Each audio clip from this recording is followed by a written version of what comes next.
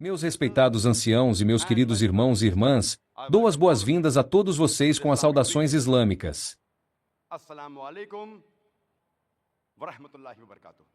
Que a paz, a misericórdia e as bênçãos de Alá, do Deus Todo-Poderoso, estejam sobre todos vocês.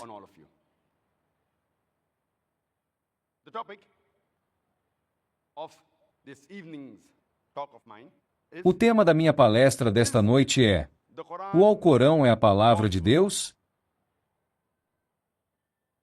Many people have a misconception that Muitas pessoas têm a ideia errônea de que o Islã é uma religião nova que surgiu há 1400 anos.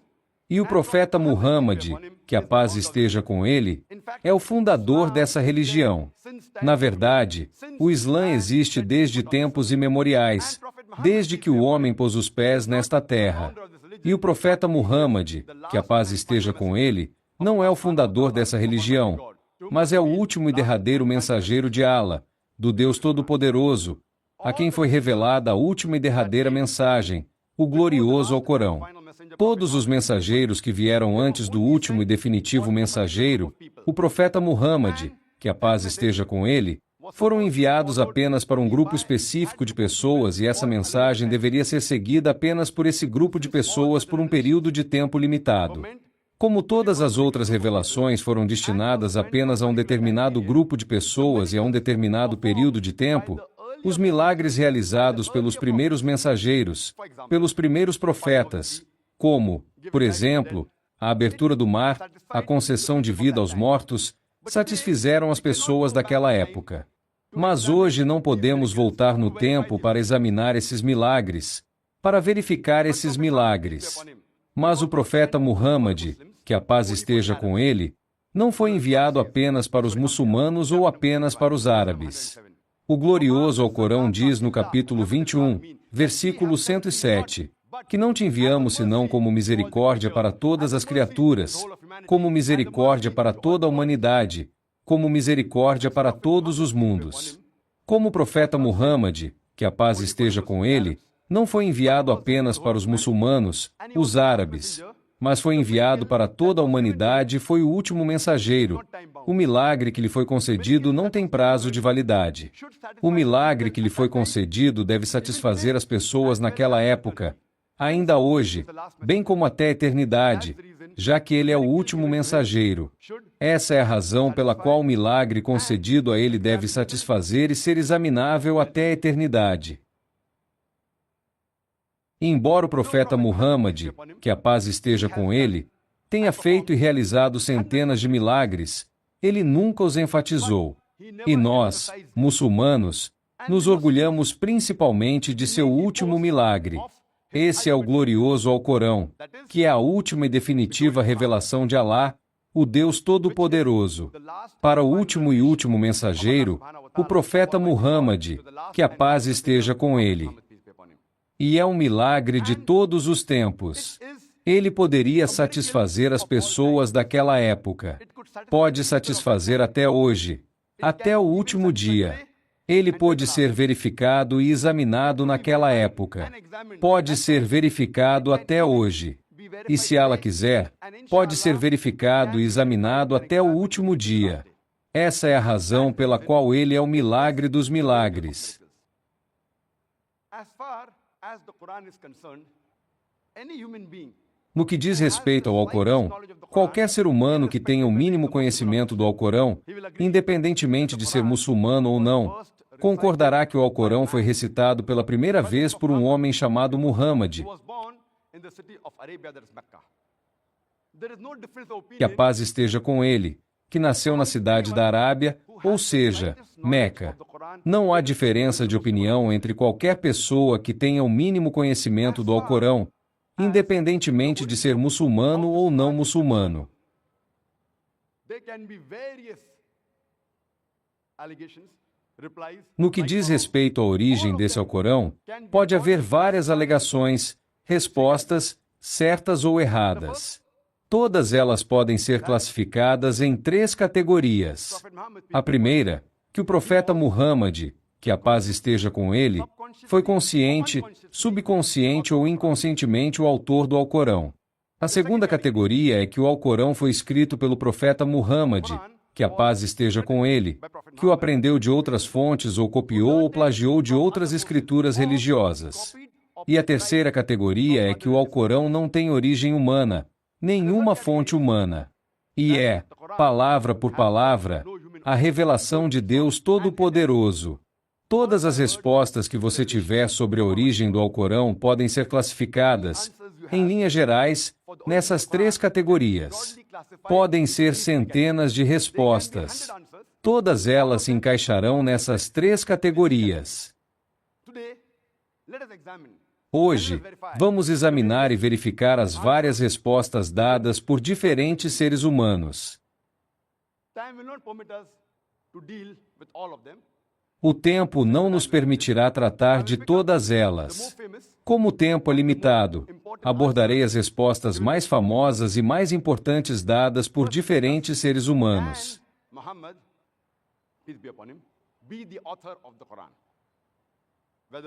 Primeiro, discutiremos se Muhammad, que a paz esteja com ele, pode ser o autor do Alcorão, seja consciente, subconsciente ou inconscientemente.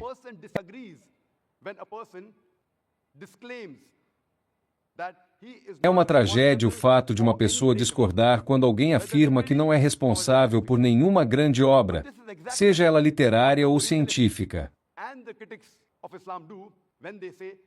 Mas isso é exatamente o que os orientalistas e os críticos do Islã fazem quando dizem que o profeta Muhammad, que a paz esteja com ele, foi o autor do Alcorão. Jamais o profeta afirmou ter sido o autor do Alcorão.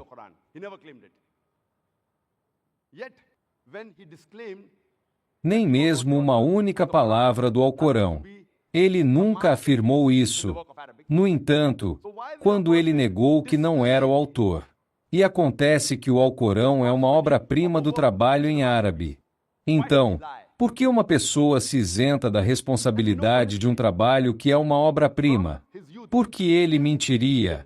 E sabemos pela história que, desde sua juventude até o dia em que ele reivindicou a profecia, aos 40 anos de idade, nunca houve uma única mentira relatada por Maomé, que a paz esteja com ele. A história nunca relata uma única mentira. E antes de reivindicar a profecia, ele era conhecido por sua veracidade, honestidade e castidade. E recebeu o título de Al-Amin, o confiável, tanto de amigos quanto de inimigos. E há vários exemplos. Até mesmo aquelas pessoas depois que o profeta reivindicou a profecia e disseram que ele estava mentindo, mas seus inimigos, seus adversários, mantiveram seus objetos de valor com o profeta por segurança. E isso é conhecido quando o profeta migrou de Meca para Medina e disse a seu sobrinho Ali, que Allah esteja em paz com ele, que entregasse esses objetos de valor aos legítimos proprietários. Até mesmo seus inimigos, mesmo depois de terem dito que ele mentiu, confiaram nele e mantiveram seus objetos de valor com ele. Por quê? E temos o exemplo de Abu Sufyan, que era o chefe de uma das tribos de Meca, quando foi ao imperador Heracles e pediu-lhe apoio contra o profeta, e quando o imperador lhe perguntou, você conhece algum caso em que o profeta mentiu ou cometeu alguma injustiça? E Abu Sufyan, mesmo sendo inimigo do profeta naquela época, teve que responder não. Então, por que uma pessoa com tanta honestidade, confiança e castidade mentiria?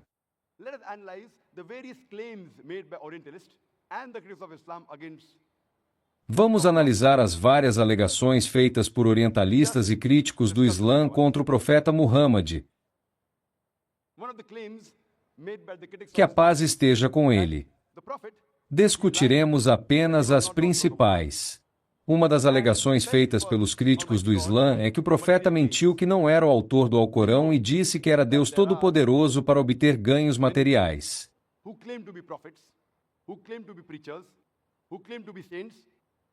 Sabemos que há muitos homens que afirmam ser profetas, que afirmam ser pregadores, que afirmam ser santos para levar uma vida luxuosa.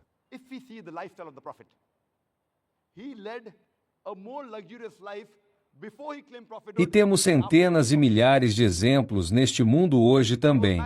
Mas se observarmos o estilo de vida do profeta, ele levava uma vida mais luxuosa antes de reivindicar a profecia e depois de reivindicar a profecia. After claiming prophethood was unenviable.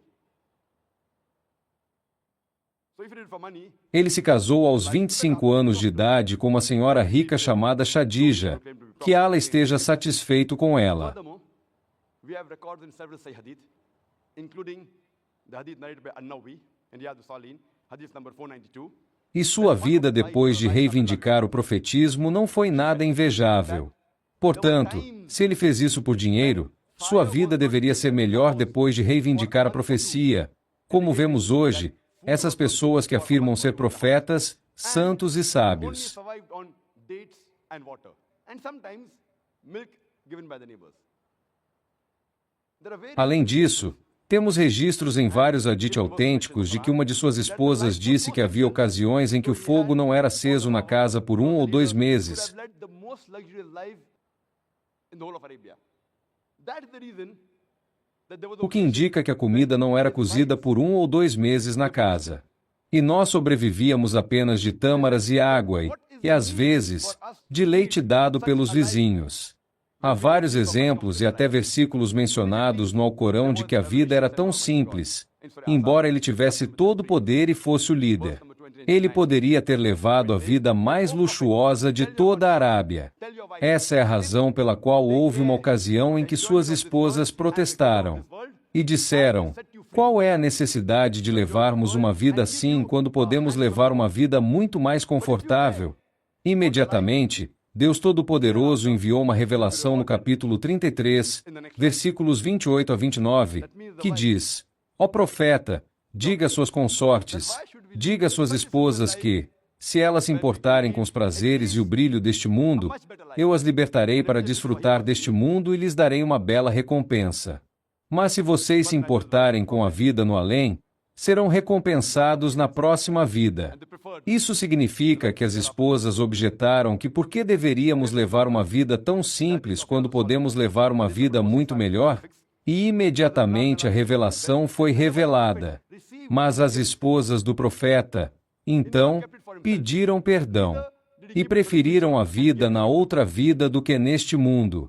Temos o exemplo no Hadith, que diz que sempre que o profeta recebia algum presente, ele nunca o guardava para si. Tampouco os guardava para o futuro. Ele os doava às pessoas pobres. E isso é mencionado neste mesmo Alcorão, no capítulo 2, versículo 79. Ai daqueles que escrevem o livro com suas próprias mãos e dizem: isto é de Deus, para traficar com ele por um prêmio miserável. Ai daqueles que escrevem com suas mãos e ganham com isso. Agora, imagine se o profeta tivesse mentido dizendo que esse livro era de Deus Todo-Poderoso, quando na verdade ele era o autor. Havia grandes possibilidades de que um dia ele fosse exposto e estivesse se amaldiçoando no mesmo livro. Ai daqueles que escrevem o livro com suas próprias mãos e depois dizem que isso é de Alá. Se ele tivesse escrito o Alcorão e atribuído a Deus Todo-Poderoso, jamais teria mencionado tal versículo no Alcorão.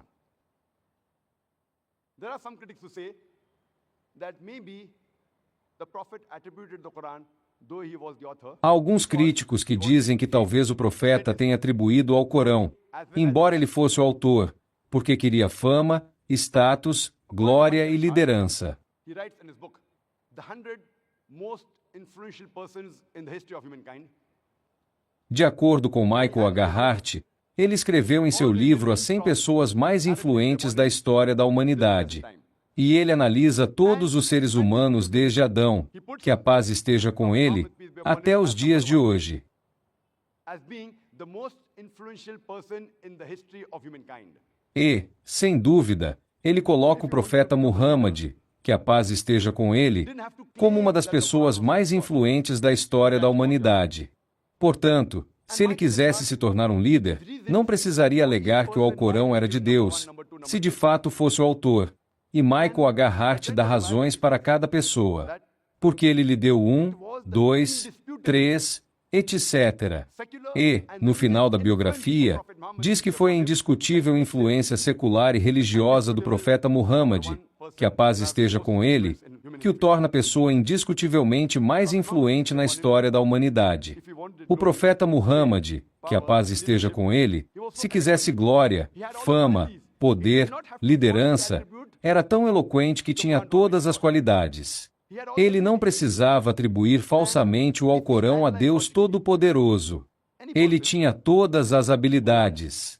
E se analisarmos logicamente, qualquer pessoa que deseje poder, glória, liderança, fama, status, terá como acessórios boa comida, roupas elegantes, lugares magníficos, palácios monumentais, guardas, etc. Mas se observarmos o estilo de vida do profeta Muhammad, que a paz esteja com ele, ele consertava suas próprias roupas, consertava seus próprios sapatos, ordenhava cabra e fazia seu próprio trabalho doméstico. Ele se sentava no chão e comia. Quando ia ao mercado, não tinha nenhum guarda colorido. Ele era um exemplo de simplicidade e humildade. E qualquer pessoa que o convidasse, até mesmo os pobres, ele costumava aceitar o convite e comia tudo que lhe era servido. Tanto que seus inimigos faziam uma observação que é mencionada no Alcorão no capítulo 9, versículo 61. Ele ouve a todos. Seus inimigos ficaram furiosos. Que tipo de pessoa é essa?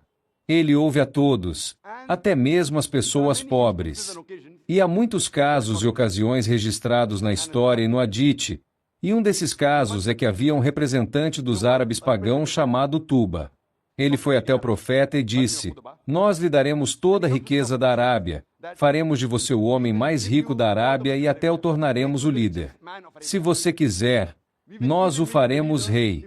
A única coisa que queremos de você é que pare de espalhar essa mensagem de que existe um único Deus. Se o profeta quisesse liderança, se quisesse se tornar o rei, ele teria aceitado essa oferta. Muito fácil. Há vários exemplos. Temos o exemplo de quando os árabes pagãos disseram ao seu tio Abu Talib que pedisse se você nos desse mensagem da fraternidade universal, da unicidade de Deus.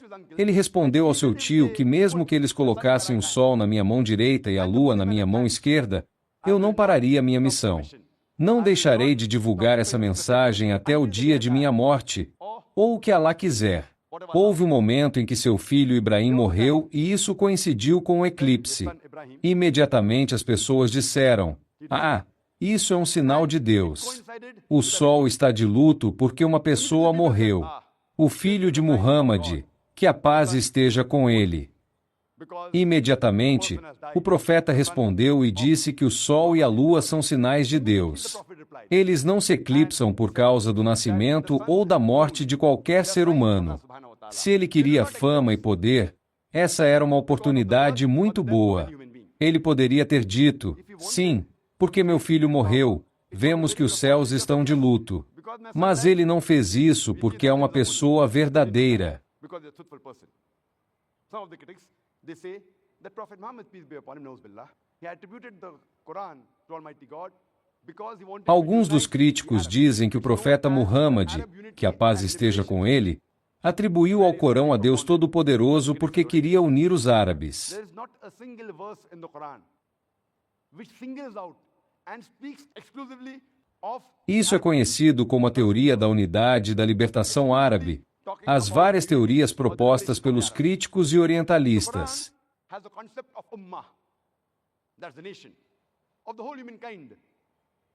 Não há um único versículo no Alcorão que destaque e fale exclusivamente da unidade árabe. Não há um único versículo que fale exclusivamente sobre a unidade ou a libertação dos árabes.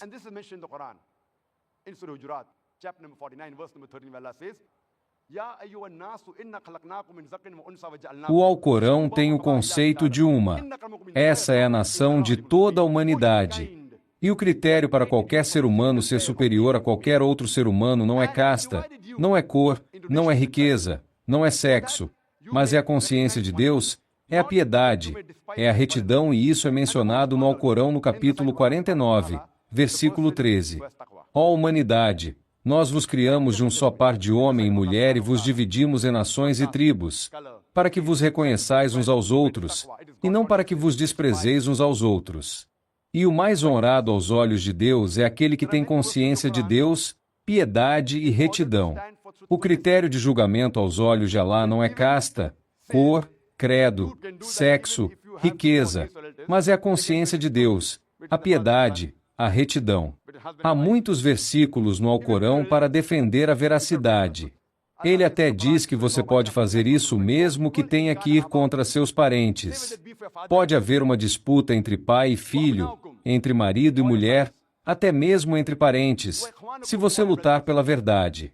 Allah diz no Alcorão, no capítulo 9, versículo 24, dize, quer seja por vossos pais, quer seja por vossos filhos, quer seja por vossos irmãos, quer seja por vossos cônjuges, quer seja por vossa parentela, quer seja pela fortuna que acumulastes, quer seja pelo negócio em que trabalhais, quer seja pelas casas em que viveis, Deus diz que, se amardes todas essas 8 coisas, vossos pais, vossos filhos, vossos irmãos, vossos cônjuges, vossos parentes, o negócio em que trabalhais, se vocês amam todas essas coisas mais do que Alá, seu Rasul, mensageiro, e a prática da jihad, lutar pela causa de Alá, Alá diz, esperem até que Alá tome sua decisão sobre vocês, até que Alá os destrua, porque Alá não guia os rebeldes.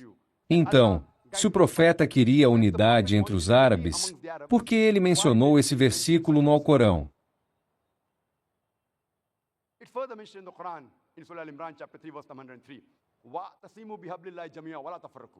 Ele também mencionou no Alcorão, capítulo 3, versículo 103. Segurem-se firmemente na corda de Alá e não se dividam. Portanto, aqui o profeta está falando sobre a unidade dos crentes. Ele não está falando sobre a unidade dos árabes.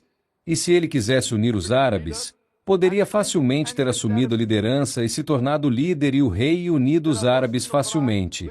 Há versículos no Alcorão que são contrários a essa teoria. Isso é mencionado no Alcorão no capítulo 3, versículo 43. Diz, e eis que o anjo disse, ó Maria, que Deus te escolheu e te purificou acima das mulheres de todas as nações.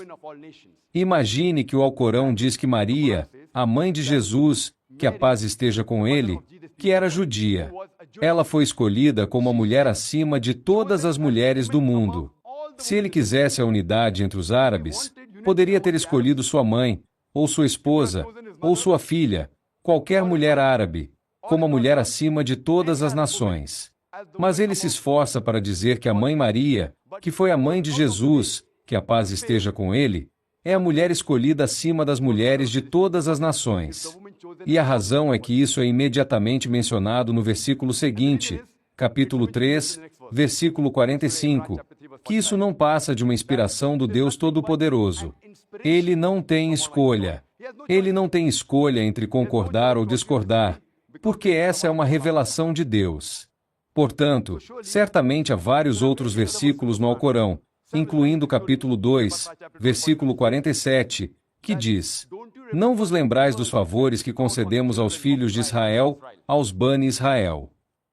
Portanto, todos esses versículos do Alcorão, se o profeta Muhammad foi o autor do Alcorão, Deus nos livre, então por que ele mencionaria esses versículos no Alcorão?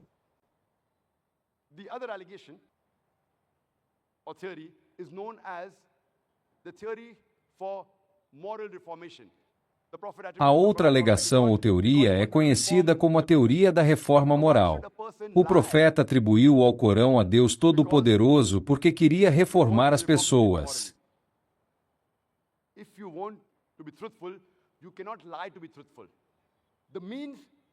Agora, por que uma pessoa deveria mentir porque quer reformar as pessoas moralmente?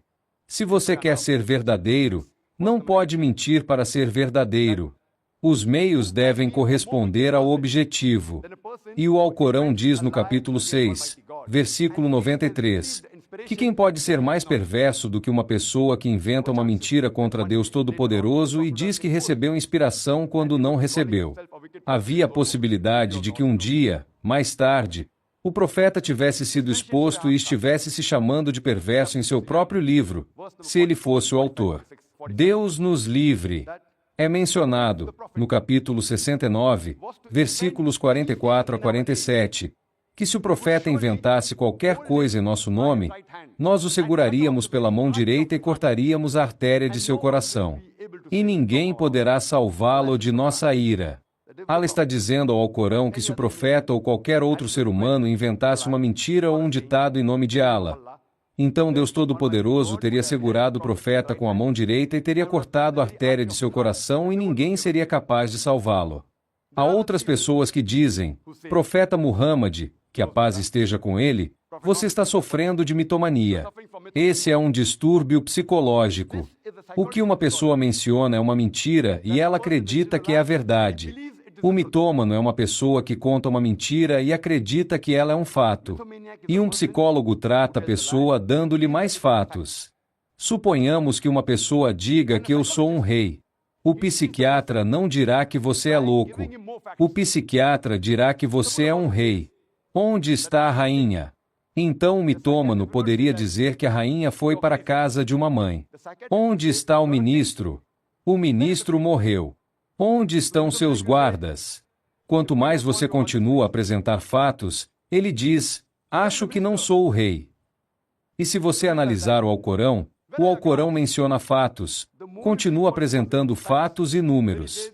Fatos que mencionam coisas históricas. Portanto, o Alcorão é um tratamento para mitomanos. Não é um livro escrito por um mitômano. Além disso, há alguns críticos que dizem e acreditam na teoria da ilusão religiosa. Dizem que o profeta Muhammad, que a paz esteja com ele. Ele escreveu o Alcorão a partir de seu conhecimento, de sua experiência, de vários eventos e ambientes, sem saber que ele era realmente o autor do Alcorão. Alguns dizem, Deus nos livre, que ele era uma pessoa louca. Ora, nenhuma pessoa que tem ilusão ou que seja louca pode ser tão firme e precisa constantemente por um período de 22 anos e meio. O Alcorão não foi revelado de uma só vez, em um só dia ou em um só momento. Ele foi revelado em um período de 22 anos e meio. Nenhuma pessoa que tenha uma ilusão ou um visionário pode ser tão constante por um período de 22 anos e meio. E há várias ocasiões. Por exemplo, no capítulo 18, versículo 22, quando as pessoas perguntaram sobre a história do povo da caverna ou sobre Zulkarnain, ele disse, responderei a vocês amanhã. Mas o profeta não podia dar a resposta amanhã. Ele continuou a adiá-la por 15 dias, até que veio uma revelação no capítulo 18, versículos 23 a 24, que, ó profeta, nunca diga farei isso amanhã sem acrescentar se Allah quiser. Imagine que durante 15 dias o profeta ficou em tensão. Ele estava triste porque a revelação não estava chegando. Então, Allah enviou a revelação. Não diga que farei amanhã sem dizer se Allah quiser. Se Deus quiser. Se ele tivesse escrito isso em sua mente, teria dado a resposta imediatamente ou no dia seguinte. Portanto, como houve um atraso, muitas pessoas aceitaram o Islã e perceberam que isso não pode ser obra de um ser humano. Tem que ser uma revelação. E esse versículo está incluído até hoje no Alcorão. Se uma pessoa que escreve o Alcorão, por que deveria mencionar esse versículo no Alcorão, indicando que o profeta Muhammad, que a paz esteja com ele, não era louco e não tinha ilusão? Há outro grupo de pessoas que diz que o profeta era louco. Então, nós o provamos. Como ele pode ser louco? Então eles dizem que não, que ele era um mentiroso e nós provamos que ele não é um mentiroso. Então, eles dizem que ele era ambos. Uma pessoa pode ser louca ou mentirosa, mas nunca pode ser as duas coisas. Porque uma pessoa louca, quando você lhe faz uma pergunta, ela imediatamente dá uma resposta, seja ela lógica ou não. Um mentiroso pensa e tenta dar uma resposta que seja correta. Portanto, ambos são contraditórios. E sabemos que o profeta não era nenhum dos três. Nem louco, nem mentiroso, nem ambos. Portanto, com todas essas respostas, certamente podemos perceber que o profeta Muhammad, que a paz esteja com ele, não foi o autor do Alcorão.